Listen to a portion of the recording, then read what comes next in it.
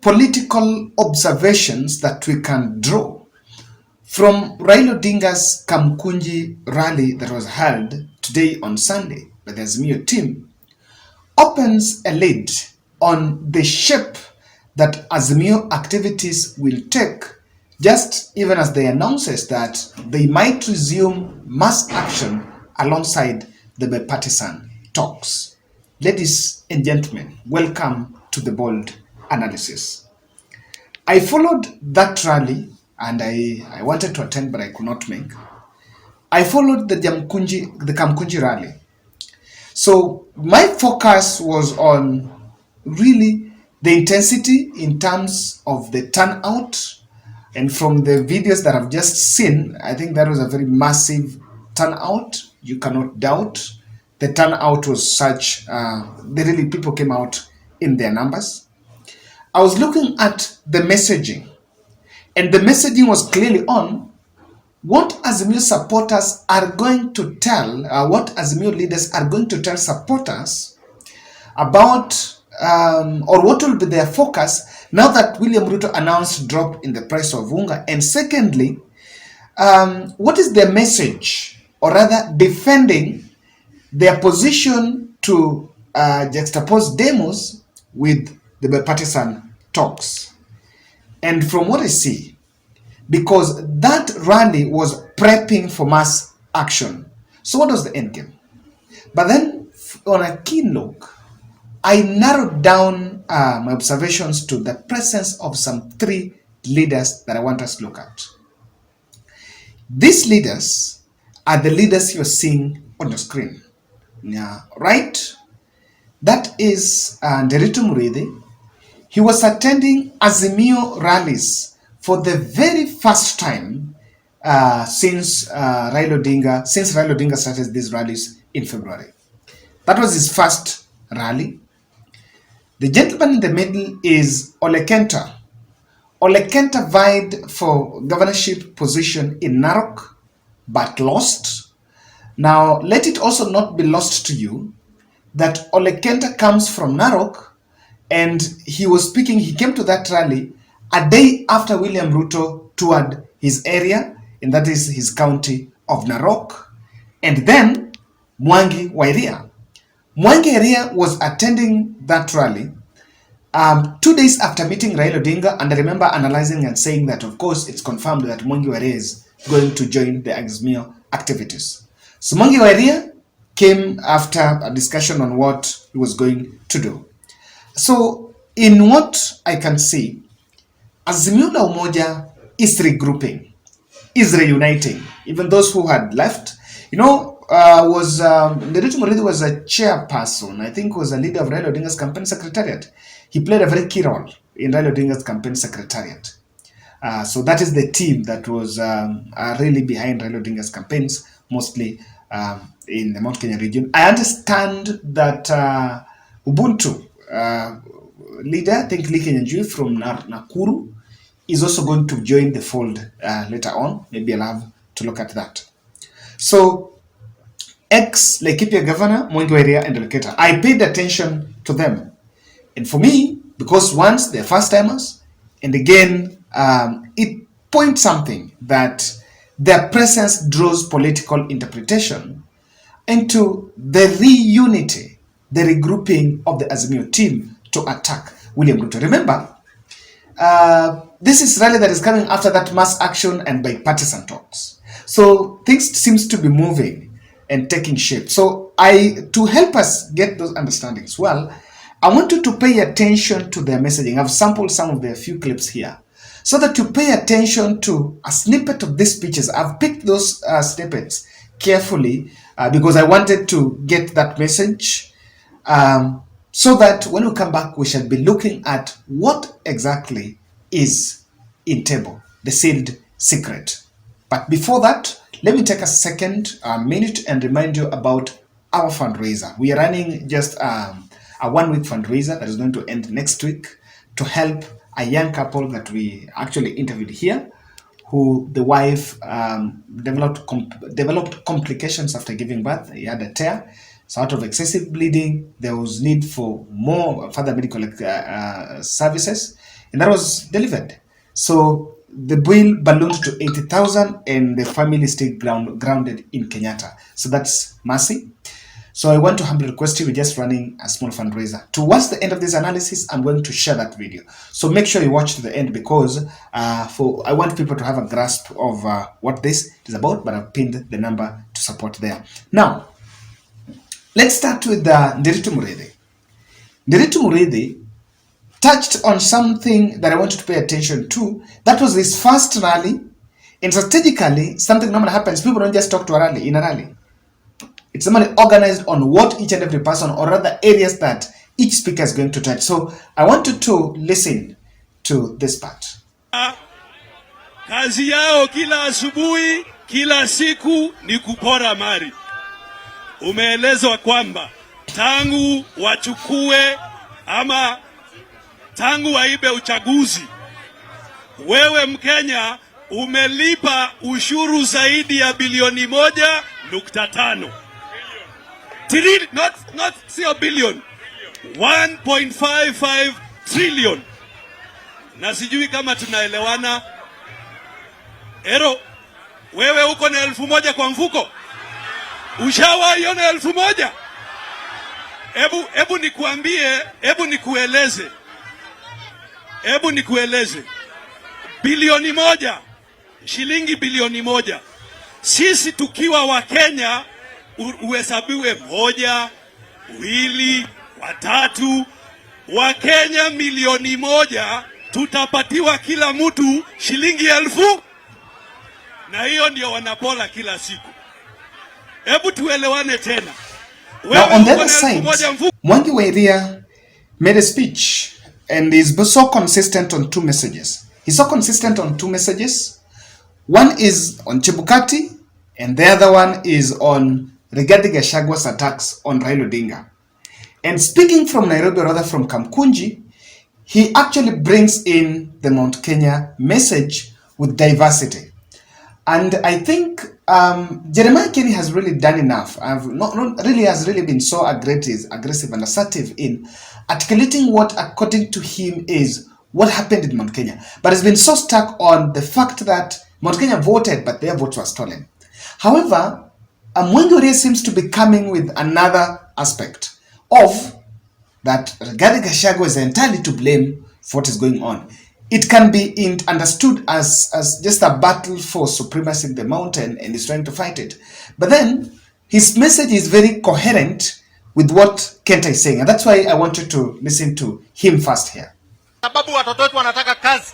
Ufisadi umezidi. Narok hakuna chochote imebakishwa. Wameiba mbuga ya Masai Mara, wameiba mali yote. Baba hatutaki unyamaza sababu tutakwisha. Mimi ndio gavana ya Narok, nilichaguliwa. Masai wanauliza mtu anaitwa Chebukati, wapi certificate ya Narok sababu hamjai kutangaza gavana ya Narok? Iko wapi? Chebukati, Masai wanakutafuta, wanakusaka, wakuuliza maswali.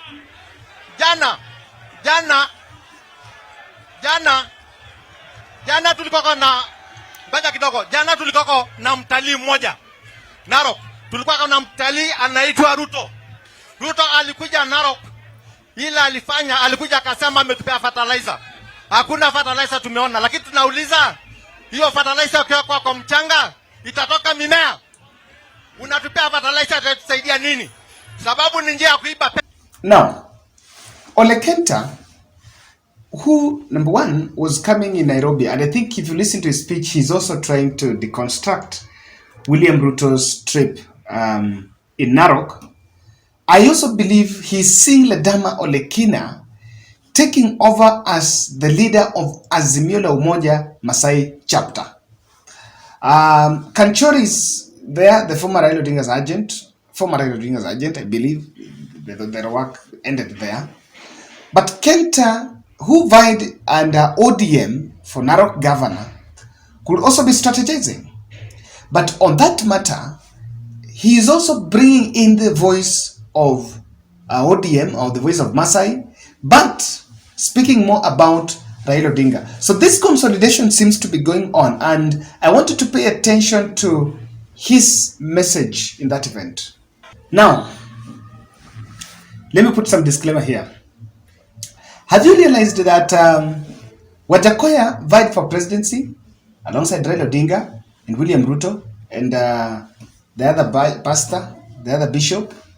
The bishop has remained a little bit neutral or partly on William Ruto's side, but then Wajakoya is regrouping on Raila Odinga's side. Mwangi Wairia also wanted to vie, and after discussion on who between Ruto, Raila and Chebukati is an arbiter here, he's just a mediator, who between Raila and Ruto wanted him out of ballot, he seems to have settled that it was William Ruto who pushed him out of ballot and now going on Raila Odinga's side. Jimmy Wanjigi is also speaking the voice of Azimio on the cost of living and the debt questions and trying to play a bit of criticism, or rather criticizing William Ruto. So that tells you that this regrouping is something that is going on, and there seems to be the tide, the vector is pointing towards Raila Odinga's side. Now, what exactly would you make from this? Why do you think, what is causing the sudden change?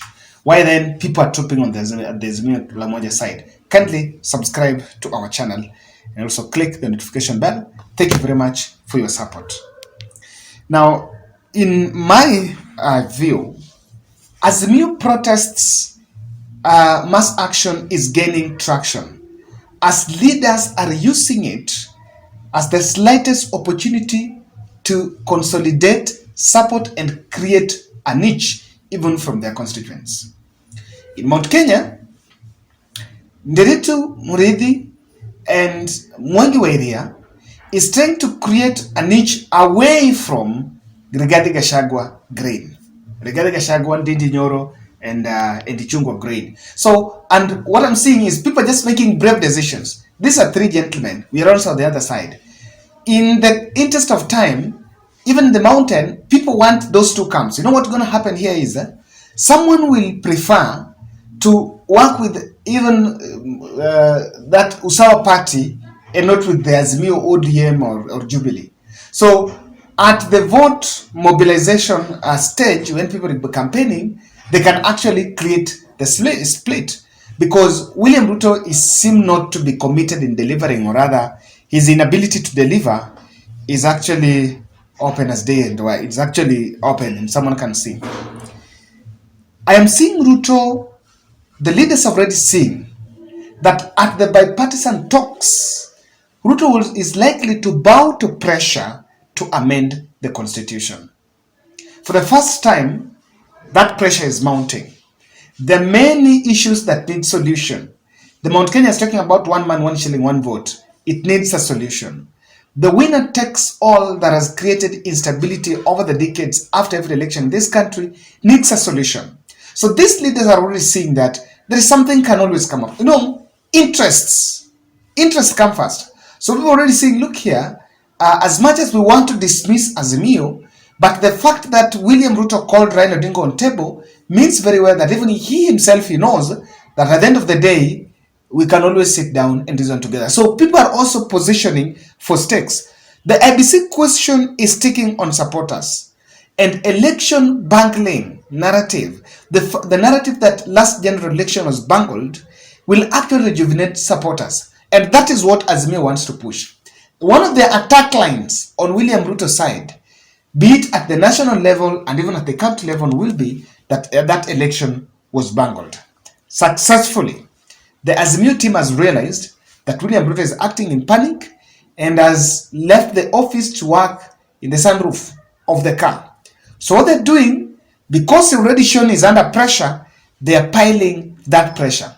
This kind of consolidation, I want you to imagine a situation where Ruto will not be happy to see Mwangi Wairia holding or rather leading a protest in Murang'a. Even tomorrow there is a protest that is supposed to be held in Murang'a. Ruto will not be happy to see that happening. Ruto will not be happy to see Ole Kenta leading some mini protest in Narok town. That's not something that he would want to see. He will not be happy to see Nderitu Muridhi trying to cut a niche and checkmating UDA in Laikipia. And because this team has realized that, they've realized that, look what, let's push him under pressure. And that's why I know that Raila called Kenta to come to counter William Ruto's inroads in that Narok County. So that's my take, guys. I don't know if you watched that rally. What is your observation on what you see? Let me leave you here with the interview of Stephen, who is the husband to Mercy, who I interviewed here. I interviewed him in this channel, and he's just giving us details of what exactly is going on between them as far as Mercy's situation is concerned. So kindly let's support and let's see. I know by Saturday, Friday next week, this will be behind us. Asante sana.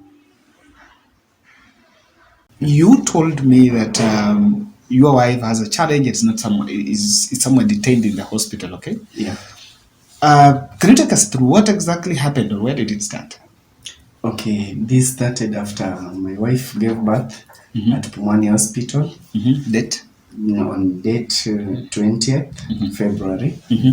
So after she gave birth, mtoto alikuwa nursery after 5 days. So after 5 days from nursery, we went back home. We were just home, things were well. After some few weeks, then wife got complications. Alianza kubleed, mysteriously bleeding, and I was shocked. Ran out to call the doctor, and the doctor told me to bring the lady in the hospital. Wapi? Unaishi wapi? Okay, naishi Dandora. Okay. Phase 5. Okay. So daktari alijaribu, akashindwa. The lady was seriously bleeding. Akaniambia nitafute taxi to rush mgonjwa Kenyatta. Nikafanya hivyo, tukafika Kenyatta. Wakati nilifika Kenyatta, mama alikuwa admitted. Na from hapo, so alikuwa admitted sasa Kenyatta. Alikuwa admitted Kenyatta hospital. Na wakati alikuwa admitted, the child now, but the child, okay, the child is fine? By the time... But then this is the child. Yeah. And this is my baby. This is your baby. And yeah. Ni baby boy and baby boy. Jason. Oh, good. Even my son was born in February. So now, where are you from first? Okay, right now I'm from the Kenyatta Hospital. Nilipeleka mtoto kunyonya, and that is how I always do it. Nampeleka, ananyonya, namrudisha kwa nyumba. Unampeleka kila siku? Daily. In the morning, ama unakana the whole day? No. Nampeleka in the evening. In the evening. Okay. Yeah. Then sasa sasa ukitoka mnaenda tu mnalala. Sasa nikitoka naenda kwa nyumba. So nikiwa pale kwa nyumba, mtoto ana survive na maziwa ya kuchemsha. Nachemsha, naongeza maji kidogo. And that's it. Wow. You've really impressed me. How about the child? Yeah, alikuwa sawa hata wakitoka Pumwani? Okay, mtoto wakati tulikuwa tunatoka Pumwani, mtoto since alikunywa ile amniotic fluid, ile uchafu. So mtoto amekuwa na shida hiyo ya kungorota, anangorota. Ni kama anafungana hewa. Okay. So doctors gave me some medicine ile ya kudrop kwa mapua wakati anatoa hiyo sauti. So hiyo ndo nimekuwa nikitumia, but still at times nasikia anatoa hiyo sauti kama hata sasa nasikia na hata sasa. Yeah. What did the doctors in Kenyatta say was the problem? Doctors in Kenyatta waliniambia mama wakati alizaa kuna vile mtoto alimrarua, they got a tear. So walimshona, alienda theater wakamshona. Na alizaa normal? Alizaa normal. Na tear. Okay. So, anafaa show me or something. Okay. Yeah. We may not understand because we don't have a lady here. Yeah. Okay. So that was what was bringing the complication about the bleeding. Yeah. Guys, I was told this, and I really got touched by his story, Stephen's story. You know, when he was telling me you were in Kenyatta, and I was like, okay, what's going on? So it's been there for how many days? Since date 2nd. Date 2nd. Yeah. The bill is? The bill is 80,000. 80,000. Yeah. Wow. But then, now that you take every evening, when do you go to work now? Do you even go to work now that? No. Okay. About my work, I'm a boda rider. Na pikipiki naendesha ni ya mtu na ni ya loan. So wakati nilikuwa na hii shida, pikipiki ilibidi tu iendelee kufanya kazi sababu inalipwa daily. So mwenyewe alichukua na alitafuta mwingine aendelee. Oh, so what you normally your work is kuendesha boda? Yes. So because of this, that is you can. But then how do you survive? Okay, you should not ask that. So should get what is the terms of the loan? How much do you pay to get a pikipiki on loan so that you pay boda maybe? Okay, for now loan walipandisha nini deposit. Kwa sahi deposit ni 25,000. Okay. Then so if you get 25,000, yes, you go and pay, and you're given a motorbike on loan. Yeah. Then you pay is the rest installments. Yeah. Which you can manage. I can manage to get 500 per day. Oh. You unapata endesha around Dandora. Yeah. Wow. Guys, I brought Stephen here because I wanted us to get feel of this story, and this is one we can do this. We've always done this. This is 80,000. Today's date 14. If you give yourself 1 week, Friday. Yeah, so let's try. Let's do a 50 shillings challenge. I've decided not to. I'm going to share the number, nobody's number, because of a bit of that disturbance. But I am also asking those who can be willing to reach out to me. My number is there. I'll directly connect you with him, so that whichever God has blessed you with, at least I talk. So Mama amekaa hospitali for the last 2 weeks. Yeah. Okay. I know you guys are young couples, huh? Yeah. Wow. Thank you, and may God bless you for being a father to this child. I know it's really touching. It's really touching the heart, and I believe that as Bold family this will come to an end. I know we will find a way. Okay. I appreciate it. Sawa. Asante. Aya.